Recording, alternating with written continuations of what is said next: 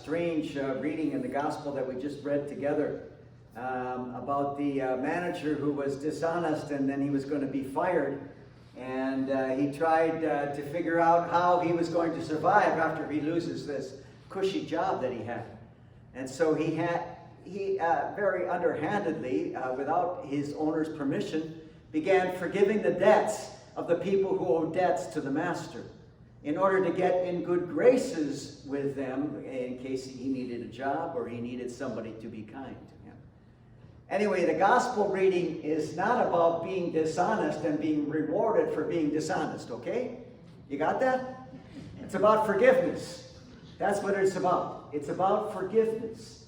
About the shrewd manager who forgave the debts, or most of the debts, or some of the debts of the people who owed money to the manager. Forgiveness is what sets Christianity apart from many of the other religions of the world. Many other religions still have the idea, an eye for an eye and a tooth for a tooth. One of the reasons that I am pretty sure that there will never be peace in the Middle East is because you have two religions who believe in an eye and a tooth for a tooth. If you hurt me, I'm going to hurt you. You're going to kill some of my people, I'm going to kill 10 of your people. And it goes back and forth. And with that concept, there will never be peace. Last week, I preached about the James Smith Cree Nation tragedy that happened. And already this week, you're hearing stories of healing. Powerful stories. One Indigenous man who lost 3 family members. He talked about forgiveness. Forgiveness is the way to find healing. Powerful words for all of us. Forgiveness goes against our human nature. What's human nature is to want to take revenge. It's wanting to hurt another person as much as they have hurt us, so that they know how it feels. That feels right. That feels very human, and it goes absolutely no place. Jesus understood this. He understood where the world was going 2,000 years ago. And he said it was an eye for an eye and a tooth for a tooth. And now I tell you, love your enemies. Pray for those who persecute you. Forgive those who have hurt you. That's the power of Christianity. One of the more powerful stories of forgiveness came from the Middle East a number of years ago. Dr. Abu Laish was a Palestinian doctor working in the Gaza Strip. And this is at one of those times when the Israelis were coming into Gaza and destroying some of the homes. And while he was at work at the hospital, an Israeli tank blew up his house, killing his wife and 3 of his daughters. And if you could ever understand the power of revenge and wanting to get even, you could understand that he would want that.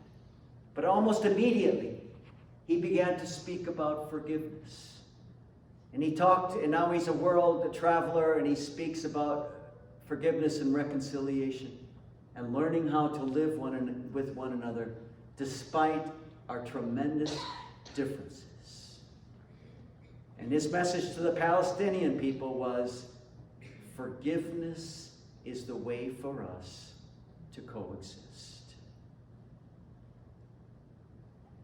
The other thing that we need to understand is that there is a penalty that we pay when we do not forgive. There's something that happens to us when we hold on to anger and resentment and seek revenge for other people.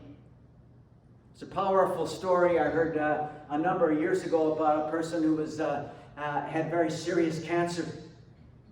And they did all the radiation and the chemotherapy, they did the surgery, and everything seemed to be going well, and suddenly it started turning south again. The oncologist was quite confused as she thought it had been healed. And when she talked to the man who was in his 50s, she said, "Is there something else that you haven't told me? Is there something in your childhood and in your family history that you haven't talked about?" And he said, "Yes, there is." He said, "I had a mother who was quite difficult and abusive to me." And his mother was gone. The doctor suggested, "You need to forgive your mother." "I will absolutely not forgive her." And he died a month later. Maybe if we had immediate pain and suffering when we refused to forgive, it would be an encouragement for us to forgive. But usually when we hold on to these things, there is no immediate pain and suffering and consequences. It happens over the months and over the years. But there's this that happens, is that when you hold on to the hurt and pain, your heart becomes hardened, and it becomes more difficult for you to love in every other relationship. If you're still holding on to something from your childhood, particularly against a parent or against both parents, it becomes difficult in every other relationship, even the relationship with your children. That's a powerful understanding for us to have. There is power with forgiveness, and there's also power with not forgiving. But we want the power that comes from forgiveness. Amen.